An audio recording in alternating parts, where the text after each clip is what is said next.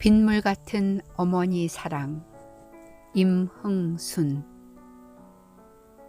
헛된 사랑이었다고 말하지 마세요. 사랑은 결코 낭비되지 않았습니다. 비록 그 사랑이 상대방 마음을 윤택하게 하지 못했다고 하더라도 그 사랑의 물은 빗물과 같이 다시 그들의 생으로 되돌아와 새로움으로 가득 채워집니다.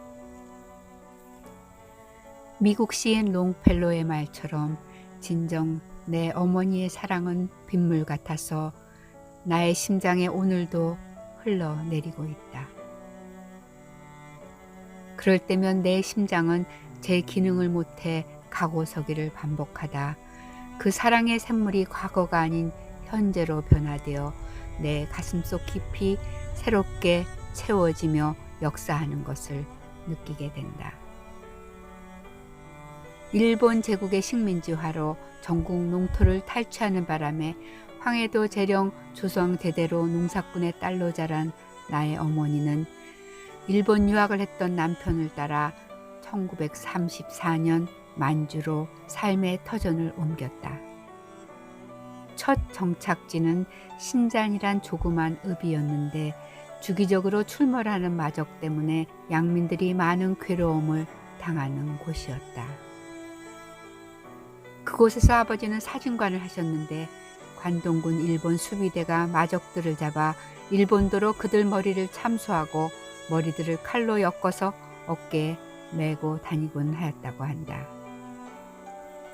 어느 날 마적단 습격으로 어머니는 어린 나를 안고 부엌 아궁이 속으로 들어가 숨었는데 2시간이 지났음에도 불구하고 품속에 내가 울지 않아 이상히 여겨 들여다보니 내가 잘 때 쓰던 베개를 안고 계셨다고 한다.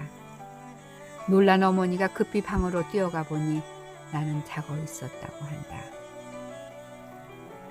마적들은 부녀자들을 납치하고 가족들에게 금품을 요구하고 불응할 때는 납치당한 사람의 손목 혹은 귀를 잘라 보냈다는데 아버지가 사진관을 하는 바람에 우리는 시대적 상황을 알 수 있었다.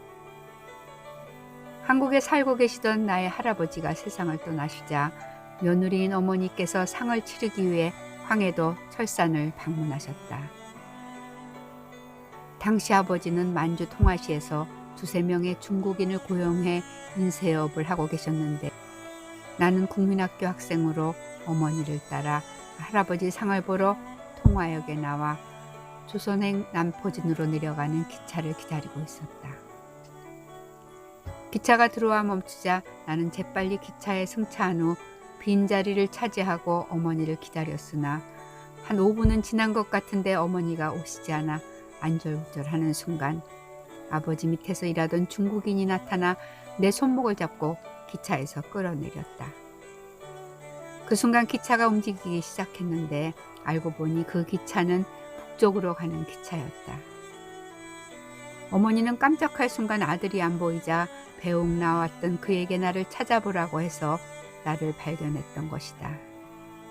그렇게 어머니의 사랑은 자식의 생명과 장래를 보호하며 나를 이끌어갔다. 내가 겪은 6.25를 어찌 다 말로 할 수 있을까?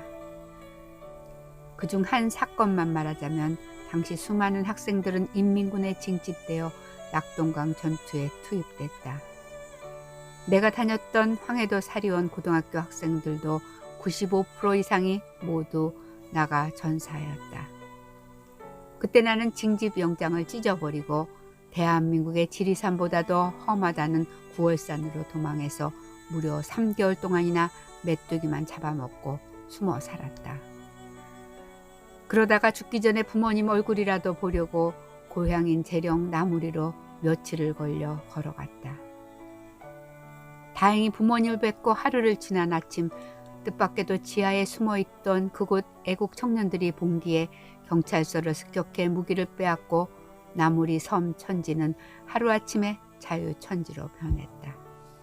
그러나 호사다마라고 호퇴하는 일개 대대 병력에 해당하는 정규 인민군과 전투가 벌어져 48명이라는 애국 청년들이 전사하는 불행한 사건이 있었다.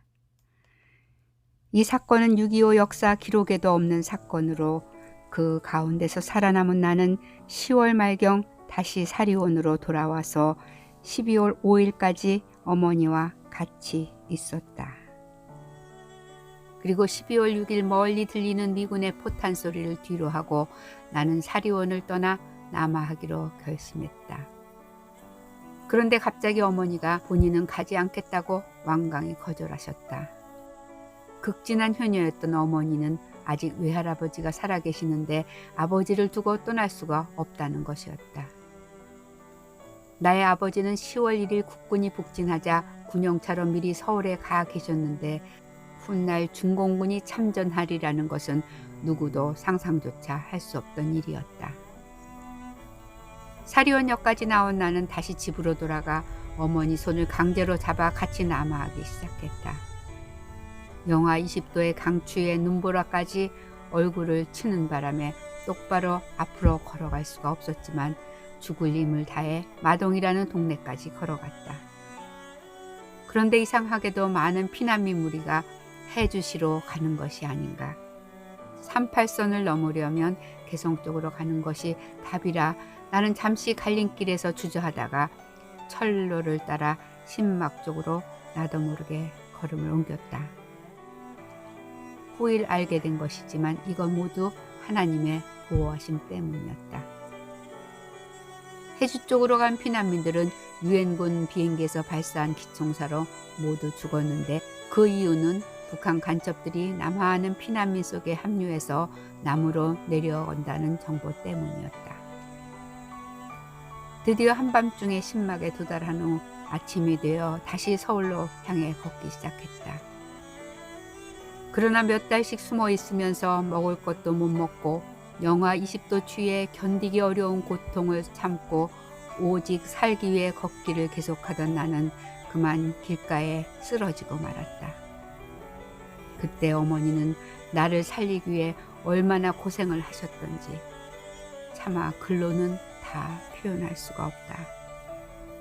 만약 그때 어머니의 보살핌이 없었다면 나는 길에서 세상을 떠났을 것이니 참으로 어머니의 빗물 같은 사랑이 나를 다시 살려낸 것이다. 미국에서 목회를 하다가 1990년 어머니 산소를 누님과 같이 갔을 때 일이다.